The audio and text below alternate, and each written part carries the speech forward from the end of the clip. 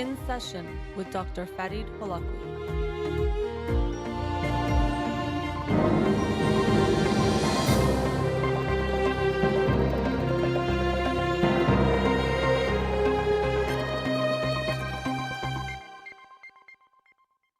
Good evening. Welcome to In Session. I'm your host, Dr. Farid Holakouee, and I'll be with you for the next hour here on Radio Hamra. Last week, I introduced Cameron Dinesh, who will be taking over my show sometime soon, probably the next few weeks. And looking forward to see how that goes. If you heard that show, then you know what I'm talking about. If not, I won't get into it right now, but maybe I'll mention it again before the last show I do myself. Tonight, I want to talk about nuance or gray areas. And I think almost all of us kind of know the logical position that, most things are not black and white, most things are gray. So we kind of like know that as kind of like a piece of advice or maybe even wisdom that we've heard and really think is true. But the reason why it's so important for us to hear advice like that or think about those things is because how much more comfortable we are and how much easier it is for us to go into black and white thinking. And I've talked about certainty a lot, and this is a related topic. Obviously, like, if things are black and white, they can also be more certain when the reality is things are less certain and also more gray. But we're drawn to that, and social media tends to amplify existing human tendencies and frailties, and this is one of those that definitely gets amplified. Everything becomes black and white.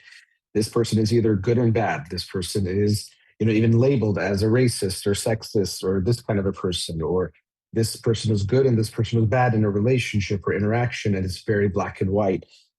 Good guys, bad guys, and it's it makes sense for us to want things to be black and white. It's much easier, much more comfortable. It's really better in every way, except maybe the most important one, which is that it's not reality. So if we want to actually be in touch with reality, with the world, with situations, with people, whatever it is, we have to be able to hold on to nuance, to sit in the gray, even if it's uncomfortable to be in the gray, and we prefer the black and white. If we want to be related to and connected to reality and to be able to then interact with reality, we have to accept that even though it's less comfortable, this is the truth, is that almost always, it's going to be gray. Even there, that's what makes it, if we're being gray about that, even it's not all, it's almost always. So it's not everything is gray, but that most things are. So even there, there's moderation of the moderation. So, why is it more comfortable? Why do we prefer it? We can even think from like a calorie or energy type of perspective, that it saves us time and energy if things are black and white. We don't have to think about them for as long, and we can be done with them more quickly and feel settled about it. We don't have to keep reflecting, keep trying to get more information.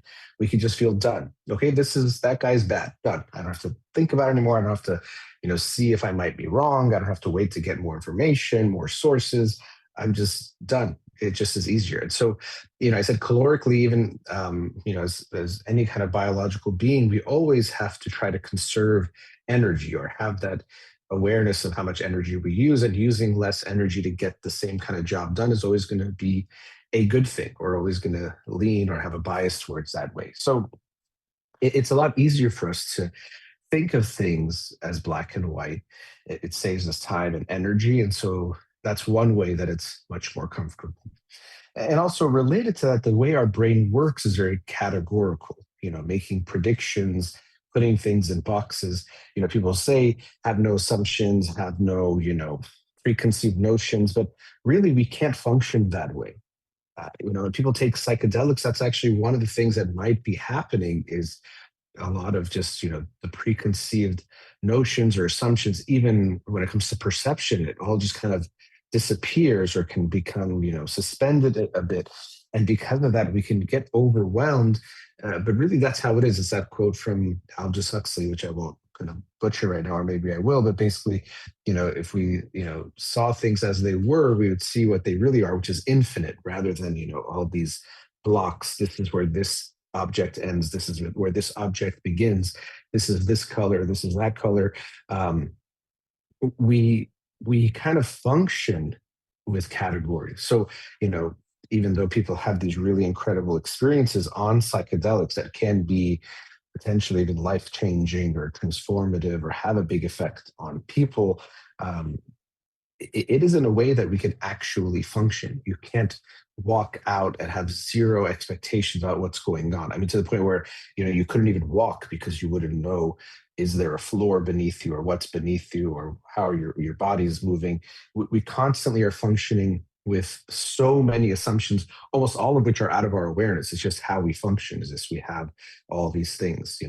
I'm sitting here, and every time I blink my eyes, I'm not unsure what I'm going to see when I open my eyes again. I'm almost certain I'm going to see everything almost exactly the same as when I close it. Maybe I'll see something slightly move out of the window, or somewhere else.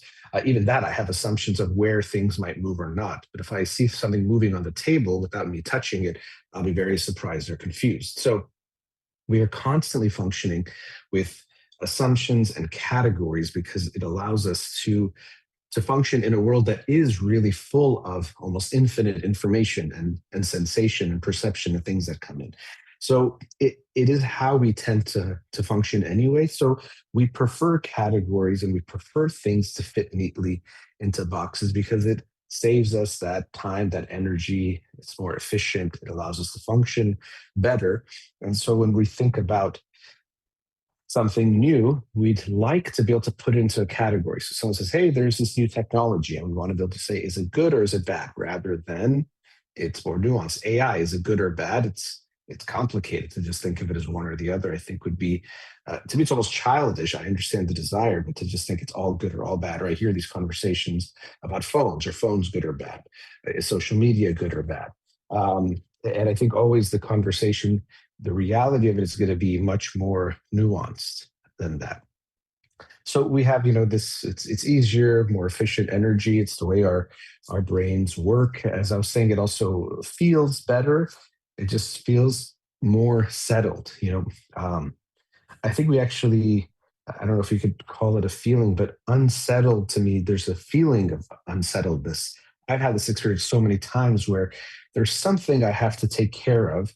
Um, and I'll kind of do something else. And then I'll have this like kind of nagging, this feeling comes up of, what was that thing that I didn't want to do or I didn't like that I had to take care of? And then it's like, oh yeah. Then the thing comes, like, oh, I have to call this thing, or I have to take care of this, whatever it is, or, I have to go drop this off before this time. Um, and what's interesting is, like, I couldn't remember what the thing was, but I had the feeling there, the feeling that something was unsettled. And so when things are unsettled, it just doesn't feel good. I mean, you say it, an unsettling feeling. It's an unpleasant feeling. So when we'd much rather be done with it, and even if we have to convince ourselves and do some motivated reasoning and mental gymnastics, it's a lot more comfortable if we can get to a place where we feel settled on something.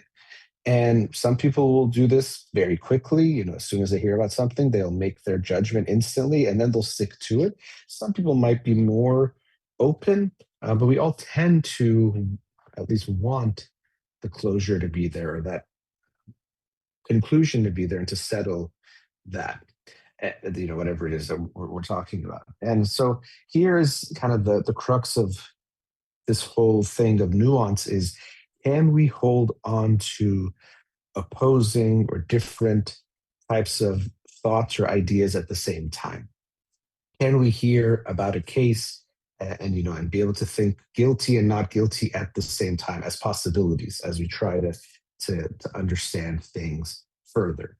Easier said than done, and literally easier in the sense that it's easier to just pick a side and stick to it and not change your mind anymore, or not even take in anymore, just close yourself off. But if we are going to live in reality, I think we'll benefit from accepting that almost always, again, almost always, things will be nuanced. That to just think of a thing and think of it as just good and bad is probably the easy way out that we want and other people want, but not the reality of what's there. And it will leave us with a very shallow understanding of whatever it is we're talking about. So, like these things of social media, phones, AI, if you just think is it good or bad? Yeah, you can come to some conclusion, say, oh, it's so bad, just forget it. It's the worst thing in the world. Or it's so good, just, it's like perfect, it's great, like it can't go wrong. Either way, to me, it's a very, very shallow understanding of what's there. That's one part. And the other thing is, you won't be able to really affect things in a meaningful way because you don't really understand it. You don't know what's going on if you just see it as all good or all bad, or don't want to look for good or bad once you get to that conclusion. So that's what happens when we do that. I'm thinking of this study that was done on psychologists, or maybe psychologists and psychiatrists, mental health professionals, and they were basically, I think, was reading. I don't know if they're reading or if there was some kind of a fakes, like patient there that they had to diagnose, and they were either asking questions or reading about this, fictional patient, and the more quickly they made a diagnosis, they said, okay, this is the diagnosis, the worse they were at taking in the information that came after that. So the sooner they said, oh, okay, this is generalized anxiety disorder, and I know it, I got it. The sooner they did that, the worse they were at then, taking in the new information, which might have disconfirmed their diagnosis, and they were missing a lot of important things because they wanted to be settled. And here maybe there's this ego part of I want to show how good I am or prove to myself or to the researchers or whatever that I'm so good that I can so quickly diagnose this individual, shows my you know uh, clinical acumen, and how good I am at my job. So there might be even more of this desire to get it quickly, to settle things quickly. But we can see that they were worse at really taking in reality, the new information that was there. They had some information. Yes, you might have a hunch, you might be moved in some direction. So, it's not like if I hear someone say something, I can say I have no idea about anything. I might say, oh, it sounds like it could be this or that. But the better I am at saying, okay, maybe this, but not pushing too hard or settling too hard in that direction, the better I'll be at taking in the new direction, the new information doesn't come. So when we think of something like AI, if you just think of it as all good or all bad, then you won't be able to look at the good and the bad of it. Okay, so here are ways that it can be helpful to you individually and to the world and society and all sorts of things. But here are also the risks that are there, and what can go wrong or what could already be harmful about it, from beginning to end, from what's it causing, environmental effects, those kinds of things, and also, yeah, the scariest stuff of robots and AI taking over the world, or ending human life and all that stuff, with whatever likelihood that is. You won't be able to take it in at depth if you are just closing down and saying good or bad. And again, new information. So you might say AI is all bad, and then some new stuff comes. Oh, it's cured so many diseases, let's say. And are you still gonna be set on no, it has to be all bad? Again, you might be able to hold on. There's risks and there's negative things, but it would be hard to deny that. So it makes it that we remove ourselves really from meaningfully engaging with any kind of topic or issue, or even then affecting change, if that is possible, when we so quickly shut down any new information by going to black and white thinking. So that's just going to be the theme for this show. I've already touched on some categories or topics related to it, and I want to talk about it some more later on. And so realizing, as much as almost no one thinks I'm a black and white thinker. Most people think they're open minded. They think about things like they're not doing the things I'm thinking about. Um, One of the things I always have thought about, open mindedness. Everyone thinks they're open minded. They think they're open minded about things they should be open minded about, and they think the things they're not open minded about is the things that they know. So why would I be open minded about 2 + 2 = 4? It's not other things. So we all think we're open minded. We all tend to think we are not black and white thinkers, that we see the gray and the nuance, we see things as they actually are. But that's where we want to be careful, is that we all have a tendency to go to black and white thinking. So if we're not conscious of it or checking ourselves, we're likely to keep going there, or to shut things down without realizing or doing that. So I'll talk a bit more about black and white thinking, why we might do it, and what are the benefits, and how we can try to keep ourselves in the gray area. Let's go to our first commercial break. We'll be right back.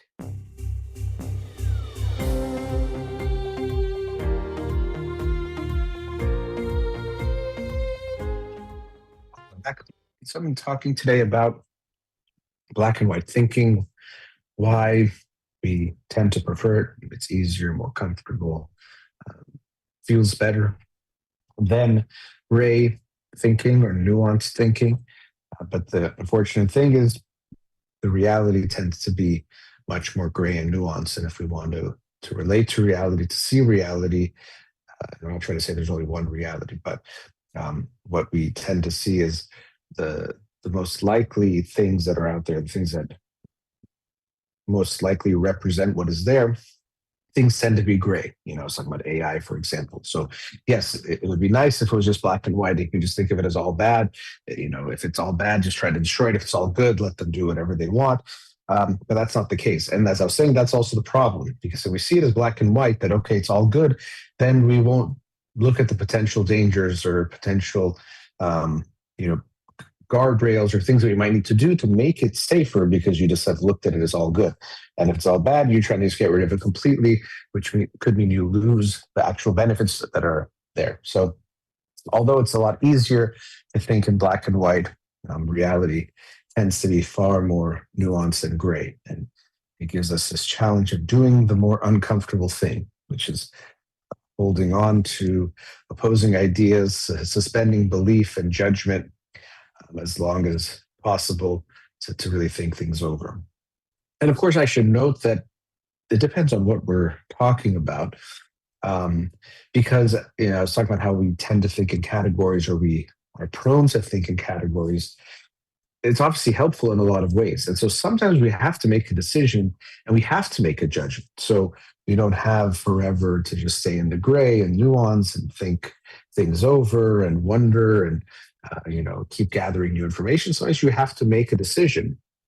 A lot of life is like that. And even there is a trade-off, so staying in the gray too long could be costly. So it's not always the better thing. It depends on what we're talking about, the type of timelines, all sorts of things. But yeah, sometimes you have to make a decision, so you can't stay in the gray. I think if we're being realistic, although we might want to fool ourselves into saying, no, I know for sure I'm making the right decision, it can't be wrong. The truth is, you make the best decision that you can, and knowing that there are time constraints and things that make it impossible to think forever, you get that, maybe you could use more time, or with more time it could be beneficial, maybe even not, but you have to just make the best decision you can now.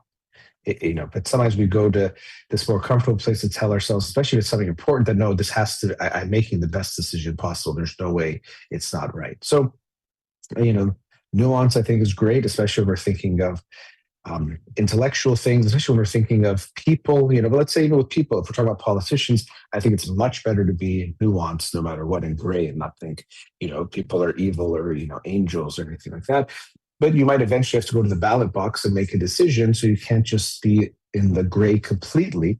I think you can still hold on to the fact that, okay, I'm choosing this person because I think they're the best candidate, not because they're perfect, not because they can't be wrong, not because they can't do wrong. You just think they're the best candidate. To me, you should do that. You should make a decision and go forward with it. Unfortunately, because we hate to think maybe we were wrong, or to second guess ourselves, or have to say we were wrong, we might not look at it that way. We might make it very black and white. And so actually now I wanted to talk a bit about how black and white thinking hurts us individually and in our relationships. So not just in this kind of in a more intellectual way, or thinking about topics or ideas or technologies, things of that sort, but how does it hurt us personally? And there are so many ways that it hurts us personally. Begin with, it can make it very difficult for us to grow if we think in black and white thinking. Now, why might that be? Well, if I think of things very black and white, then either I'm good or bad, and it's very all or nothing. So if I do something bad, I can't be good anymore, because if I'm good, I'm perfectly good, and if if I make a mistake, then I can't be that. And so it can make us become very defensive, which is what we see. Kind of another way that we get closed down. We're closed out of even taking on new information about ourselves and understanding ourselves better. So, you do something, things go wrong, something happens. If we're so defensive, we're likely to do things like blame the situation or blame other people. We don't want to take any responsibility ourselves. I couldn't have made a mistake because I'm good. So if things went bad, other people made a mistake, or I got very unlucky, or someone else messed up, or whatever it is. It's going to make us deflect because we won't be able to take things in. I could think of this kind of like almost like an immune system. Our immune system, we have kind of like a psychological immune system as well, that we have to at some level have some defenses that push things away, but then also have to let things in that are safe and okay and can be beneficial. And so people are going to be different on how strong their psychological immune system is. And for some people, their immune system might be so strong, and not strong in a good way, but overly active in the sense that it's going to push away things that might even be beneficial, like new information, things that might actually help them grow, ways that they can improve their relationships, improve their life, things like that. They're just going to be pushing everything back and thinking I'm already perfect or good as I am. So, this black and white thinking can be very costly, in that it won't allow us to actually see ourselves. Another way that it doesn't allow us to see reality, because we're human, just like anything. We're imperfect, and not only are we imperfect, we would hope that over time we grow and mature, which means we would have to look at things and evaluate things. For something to evolve, it has to change, meaning it can't be like it was before, meaning that we have to recognize that things can be better than now. So you look at yourself and you say, doesn't mean you're a bad person again, so it's not black and white, but there's areas where you can get better. So I would say, oh, if I feel like could be harsh with people this way, or I can do this way, or I don't try this, or I need to, relax a little about that, or whatever it is. There's going to be things and areas that you can improve. Any human being for their whole life, we never finish, or we should never finish growing and getting better. But to do that, you have to look at things openly, and accept that things are not perfect. That's the hard part. So you'll see this with people that are very defensive. They have a very hard time taking in anything negative about themselves, even if it's mild, even if it's a slight mistake. And now, if you ask them, like, do you think you're perfect? Like, of course not. I'm not perfect. So almost no one will say I'm perfect. First of all, uh, they probably don't believe that. And second of all, they know how it sounds. So to say I'm perfect, I never made a mistake, most people will say that sounds crazy. So most people will say, they know they're not perfect, but then when things come up, each thing they kind of will be able to blow off that specific thing. So no, I'm not perfect, but this wasn't a mistake. So and so forgot to do this, or this person did that, or the weather was this, or I don't know, whatever, some excuse as to why they they didn't make a mistake here. They weren't wrong. Because if we are thinking very black and white, any mistake, any wrongdoing means you're all bad now. Makes things very black and white. It actually can push us towards shame, because shame is that I did something bad, I am bad. So if we have the mindset of this black and white thinking, which in this kind of instance would be similar to perfectionism within the self, it's very, very harmful. It's not good at all. So um, I always think that if you look at your own life, look at yourself, and you can't see things you've done wrong, or mistakes you've made, or ways that you can improve, it doesn't mean you're so good. It means you're just not aware of yourself at all.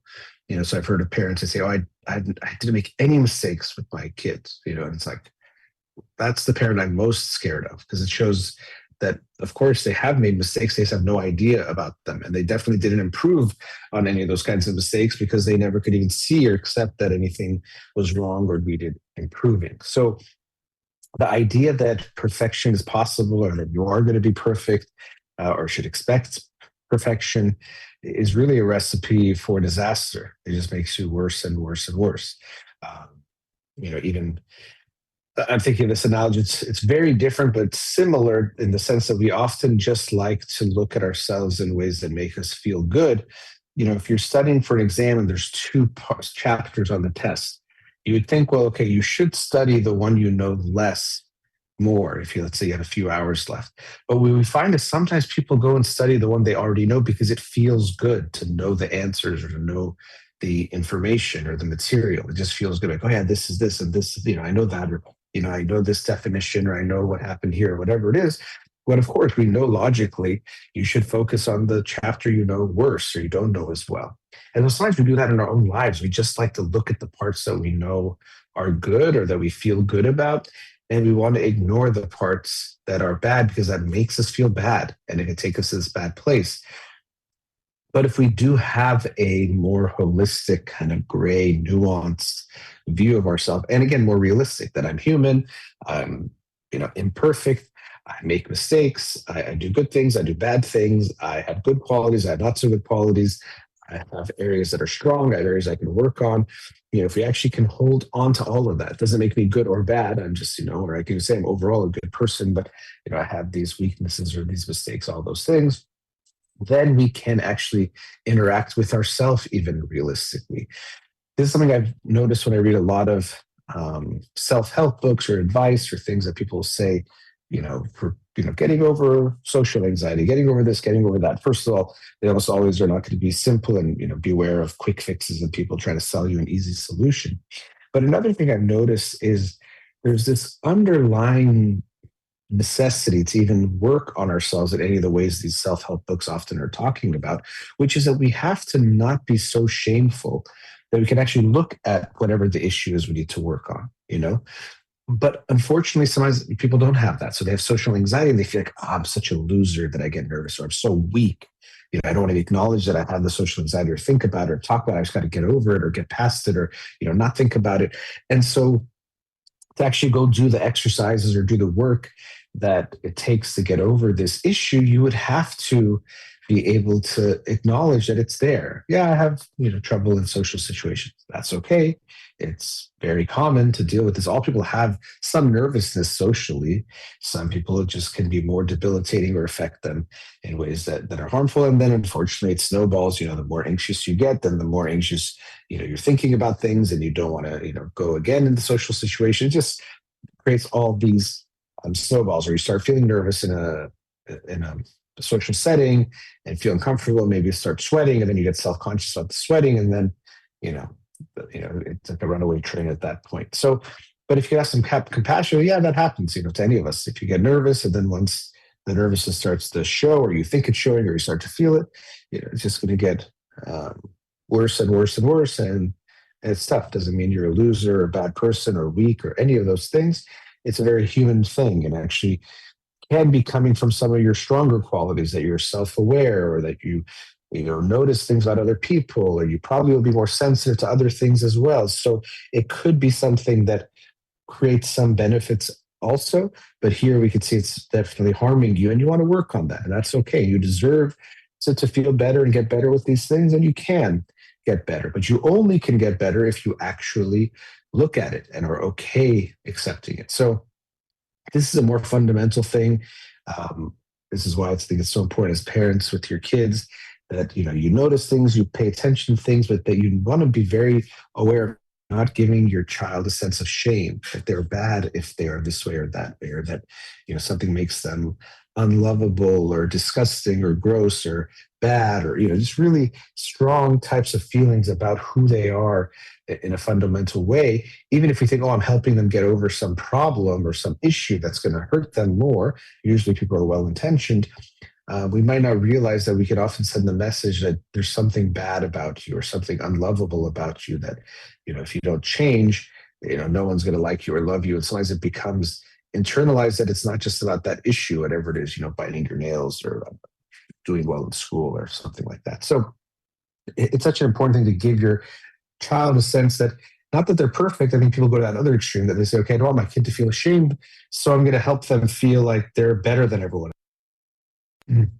We often think that the solution is almost like, well, I don't want you to feel inferior, so you should feel superior. But that's actually not good and doesn't work, and causes its own problems. But just coming back to this topic, the more we are able to recognize that I'm not all good or all bad, the more we can actually work on ourselves, improve on ourselves, look at what's there, and make a better version of ourselves over time, or improve ourselves.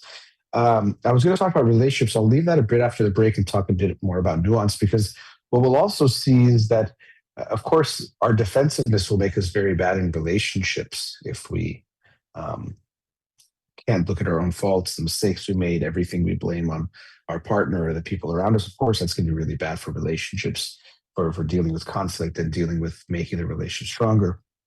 But also how we look at other people will be affected by black and white thinking. And then also I'll talk a bit about the nuance, the discomfort of it all, and how we could try our best to stay there, even if it doesn't feel so comfortable. So let's go to our last commercial break. We'll be right back.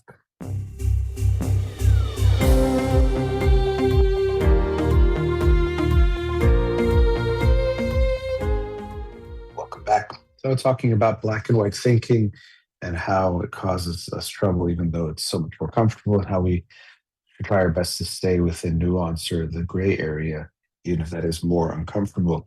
I was talking before the break about how it could be harmful to ourselves in our own individual lives and development. And then I was going to talk about relationships and how harmful it can be. And I mentioned, of course, how it's going to hurt us when it comes to being defensive and conflict. It can't be me, it must be you if there's anything that goes wrong. And so there's no room for genuine conflict resolution where we can talk about things, both people can acknowledge things, there can be apologies, acknowledgments, growth. All of those things are almost completely out the window, and most arguments or disagreements will really go poorly. Um, but also, kind of how there's this problem when we have black and white thinking about ourselves. Either we can think I'm all good or go to a very shameful place. We will then tend to do that with other people, which is also very harmful. So you're meeting someone new, and either they are the best thing you've ever met, or they're just horrible or no good. And neither of those things are probably true, especially early on. I was talking before about psychologists diagnosing too early, but I see this so often in relationships where people, after one or two dates, already think they know this person is like just the best person for me. This is my person. We have these things in common. Blah blah blah. They might give you reasons, but so quickly they want, or they already think they know that this person is just like perfect for them.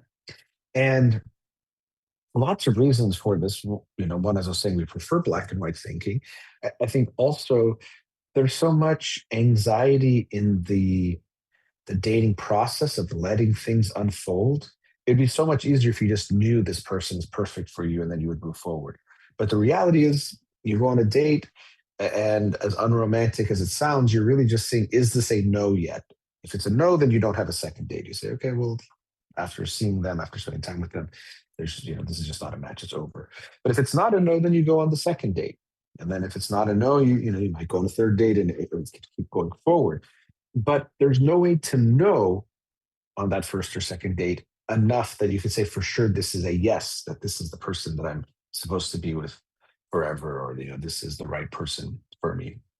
And so there's a lot of this anxiety of this waiting, of seeing what's happening, of it unfolding, of filling your hopes up a little bit, not sure how much. It isn't easy. So it does, this is where this gray thinking or nuanced thinking or holding on to two things is tough. That I like this person, and I'm not sure yet if they are the right person for me. That's, I like them as far as I've seen, or what I've seen from them so far, but I can't know for sure. Even sometimes I'll talk to clients and say, okay, it seems like you like them, but you first date like them, meaning you can only like them a certain amount because it's been one date, just like in a second date or third date. Our mind might go places, we might start to feel things, but you want to keep in mind that you can only know someone so much at this point. And same thing from then. Obviously it feels very good if someone meets you and after, just 30 minutes, like, you're the most incredible person I've ever met. I think I'm already falling for you. You're amazing. You're perfect. All those things. That sounds great. Obviously, those sounds like really nice things to hear.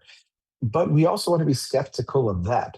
Um, Maybe the person's just saying it, kind of love bombing, these kinds of terms that are out there now, try to make, to attract us quickly, to either make things get intimate fast, whether that's emotional or sexual or something. Maybe they're just, manipulatively using that, or they are really feeling it, but that should be scary too. That, okay, this person is saying they're in love with me or they know me when they don't know me yet. We all want that. We'd love it for someone just to be able to, see us fully and see that we're beautiful instantly. We're all kind of dreaming of that.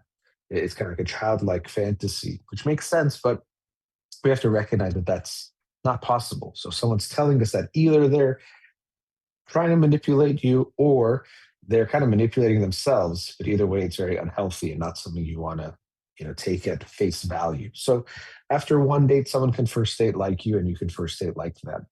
And that sounds very unromantic, but to me that's a good way to make sure we don't get ourselves into the trouble that often happens when we go too far ahead. We're always, we're trying to play out these simulations. Okay, based on this and this and this, let me go on their Instagram page. Oh, look, yeah, they seem to have, they like this. Their family seems this way, and we already think we're figuring it all out. But you can't. Yeah, you can go look at their Instagram page, but just be aware that you don't know much about them.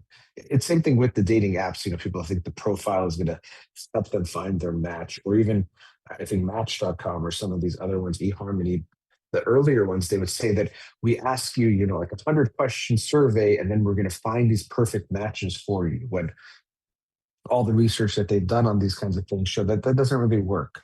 You can't really do that. It doesn't, taking these surveys and things won't allow you to just find your match, or, oh, here's a personality test and we'll find your perfect, personality fit or something like that. It's more complicated than that. We haven't figured it out yet to know how to boil it down to these kinds of, um, you know, questionnaires or things like that.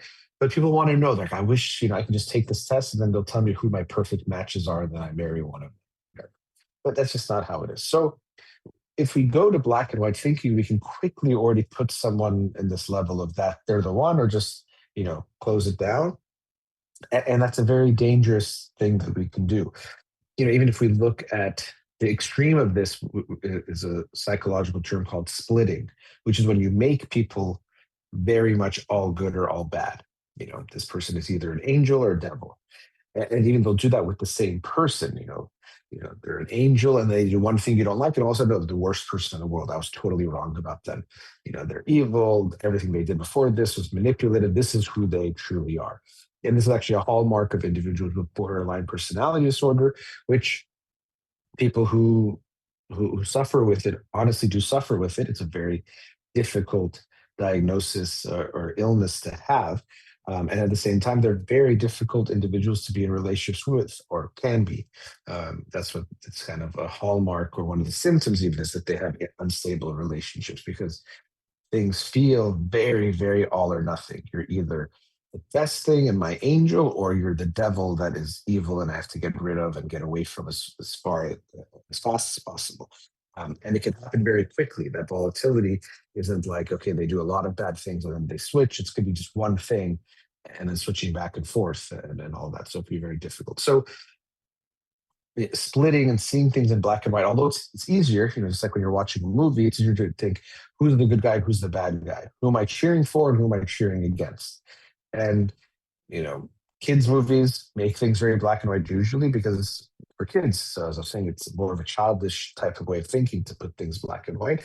But then also we do see it in movies made for adults also, where sometimes things are very two-dimensional, and some people might even complain about that the characters are not three-dimensional or complexible. But it does feel a little bit easier when you're, okay, this is just the bad guy and I can hope for bad things to happen to them, and there's the good guy, the hero that I want to win, and to succeed and prevail, and it makes it easier to watch.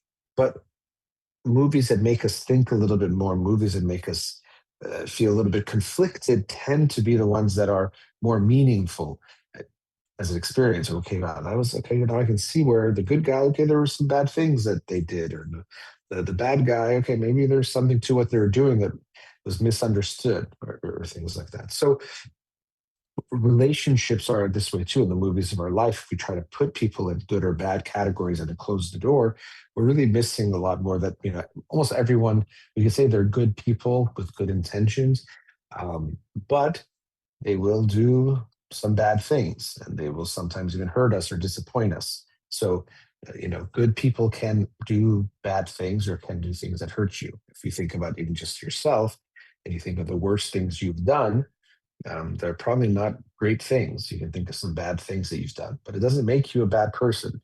It just means you're human, and that's part of being human. So it's not beneficial for us to think black and white. It's easier. So even in relationships, it does feel easier to think, oh no, that person's just bad. I don't want to talk to them ever again. They're evil. They're all bad. And this person's good. I can just trust them blindly and go forward.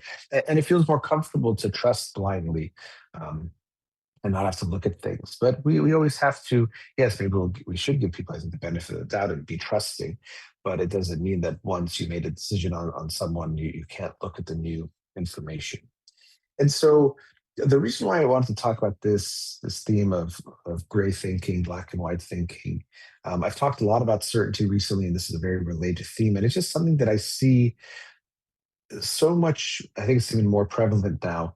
I was thinking specifically from a social media experience. When you go on, people are both of those things very certain, black and white, so they're related. Um, so they'll be very certain that they're definitely right about something, and that the thing they're right about is very black and white. This person is an evil person, is a bad person. This is a conspiracy, and it's 100% true. This is whatever it might be. Those things are more appealing.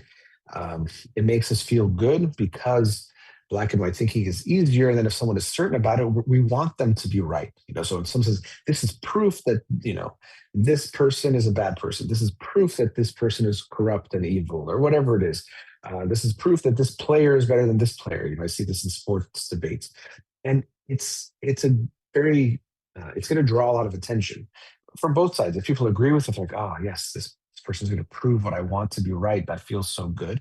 And people who disagree, like, oh, let me see what this crazy person is seeing, and I'm going to tear up their arguments that won't make any sense. So it gets a lot of attention, but it's not healthy discourse. It's not healthy for the overall discourse to make things very black and white. So I think social media tends to, because it's becoming so prominent, I talk to some people about how it almost seems now like if something doesn't happen on social media, it's not real, because that's like where everyone just gets, all their news, like from the world news to social news to celebrity news and gossip to everything, even people's experiences now. If you're not a celebrity, it's kind of like, you post about it or else it's not real, or you have to have a picture of it, or it's not real. So social media is becoming so much more a part of who we are in ways that I think we probably see, but some maybe we don't even see because it's so pervasive. And I think, unfortunately, this theme of black and white thinking that does get amplified online, I think it's affecting how we think about things in a day-to-day basis, not just when we're online. That we're looking for things to be black and white, and we're losing the nuance, or we're looking to people who are so certain. So when we're talking to each other, we think that's how the conversation has to go or has to be, and I think it's really unhealthy and harmful to see that. So I'm just kind of shocked that what I see online is just constant certainty and constant black and white thinking, and the nuance is just totally out the window, and totally gone, and people are not drawn towards it, and people don't want to hear it or think about it. And I think that's unfortunate. So what I'm asking, and as I've always said, these are things that I have to keep in mind. I'm drawn to these things myself because it's such a human tendency. But so I'm just trying to put it out there, this idea that although it's so appealing to go towards this the certainty in the black and white thinking, we have to remember that it's another rendition or another example of a comfort zone, that it's comfortable, it feels good, it feels settling, it feels, kind of could give us this feeling of being at peace. All those things make sense and it draws us towards it. But we have to remember that it's not going to give us the reality of what's there. So we won't really see the full picture of what's actually going on in a meaningful way. Black and white thinking is very shallow. Nuanced gray is much more deep because it allows you to hold on to multiple truths or possibilities and go deeper. So it allows you to know about something more deeply, and related to that, it allows you to possibly make a meaningful difference in whatever that issue is, to contribute to the conversation in meaningful ways, to make meaningful decisions if you have decisions to be made or that you can make. And that's almost always the case, that if you don't know something, you can't do something about it or really change it. And so if you see things in black and white, you won't know the things, and you also won't be able to then make positive changes. So we have to try our best to stay in the discomfort, to hold on to multiple things, even though, and multiple truths, even though it doesn't feel good and it doesn't feel settling, because that's going to allow us to connect with the world in a more real way and a deeper way, and then hopefully then create more meaningful change with that perspective. So don't be fooled by all the black and white thinking out there and all the people that will make it seem like they're smart because they think black and white, and you're stupid if you're not sure. Being unsure often is the most intelligent place to be. All right, that brings us to the end of tonight's show. A big thank you to Ghazal in the studio. You've been listening to In Session with Dr. Farid Holakouee, Free Iran.